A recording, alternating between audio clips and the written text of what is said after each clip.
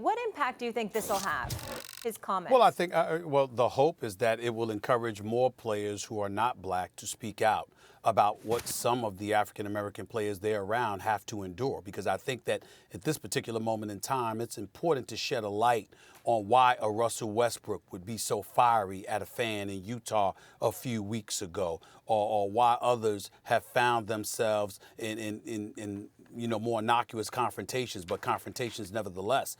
The reality is this: Kyle Korver is 38 years old. It's not like he's 17, 18, or 19 years old. He's 38. He's been in the league quite some time. And only after the Thabo Sefolosha incident, according to him in his article in the Players Tribune, did he really find himself questioning some things. And then he had never spoken about it until a reporter approached him a few weeks ago to ask him about what had transpired with Russell Westbrook and the fan in Utah. So that conjured up thoughts about what happened to Sefolosha, what his initial thoughts were about what happened to Sefolosha, and it forced him to gather some introspection and ultimately address the issue with the courage that he did. But that's what it took. And the unfortunate reality is that in order for us to get to a better place as it pertains to gathering an elevated level of understanding about these African-American athletes and what they have to endure on a day-in, day-out basis as iconic figures, brands in and of themselves, making exorbitant amount of dollars and garnering the hostility and the vitriol from some fans because of it.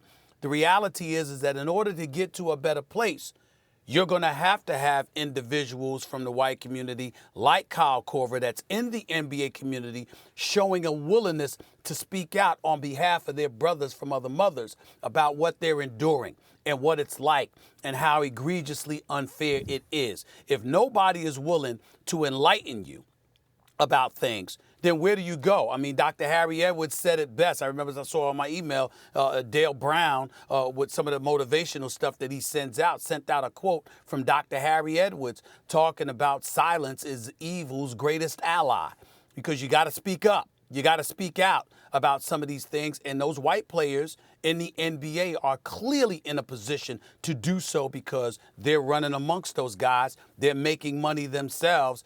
And like Kyle Korver said, they don't have to worry about too much of a backlash because they are white. They always get to walk away if they want to.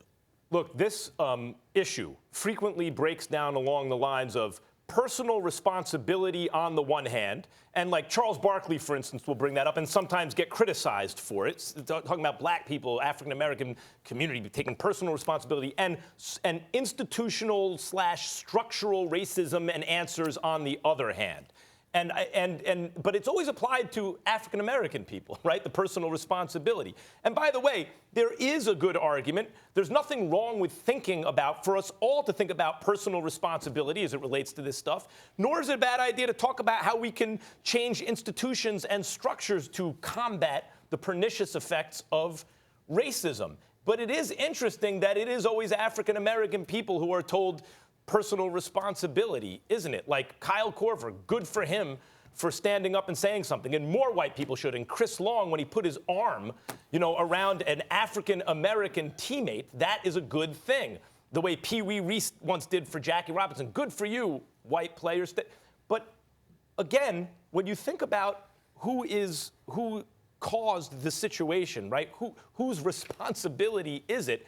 The fact that it's so often put on African-American individuals to take the responsibility and not often enough put on the people who enjoy the privilege, because, once upon a time, it was not it was not black people who were responsible for the international slave trade or slavery or Reconstruction or Jim Crow or disenfranchising voters or all that stuff, right? That was that, and white people, as a result of the way class is tied to race, enjoy the privilege. So it is incumbent upon people like Kyle Korver to stand up and talk about it. That's why it's important. But it's not just incumbent upon them to do so because a level of sensitivity and sympathy is something that they should harbor within their own soul, and it should provoke them to speak out. They should also be willing to speak out because it's about simply asking yourself, what if it were you in that kind of situation? What if you were prejudiced against? What if bigotry and racism raked your life at every turn? What if driving down the street was something that was perceived as an endangerment to yourself? What if you sat up there and you got pulled over by some police officers? Because I'm not one of those that believe all police officers are bad by any stretch of the imagination. I know if I get in trouble, I'm dialing 911. So I'm certainly not going to excoriate or denigrate them in any way. But in terms of the brutality on the part of some police officers, what if you were the one that had to worry about it once you got pulled over by the cops? The kind of concerns that you have. What if you were ostracized in corporate America? What if that proverbial glass ceiling hovered over your shoulder into perpetuity? What if you had to deal with all of the things? Remember, we live in a society where it's been basically acknowledged that stress is a major, major killer. It takes people out. And I challenge anybody to show me more stress on the lives of a human being than there is more stress on the lives of a black human being. We got it rough. And that's just the reality of the situation. It's about asking yourself, what if you had to deal with those things yourself? How would you feel? I think that needs to be the underlying emotion that provokes action on part of those outside of the black community. One of the reasons Kyle Korver came to this more enlightened position is because he has teammates of color and he has relationships with them, and now he is exposed to more.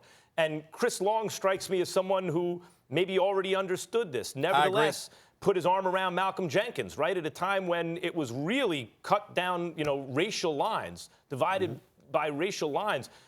As a white player stood up. So, and that is important. It is important for white people to take that responsibility. And since we're talking about sports, we're talking about, athletes of European descent. Yep.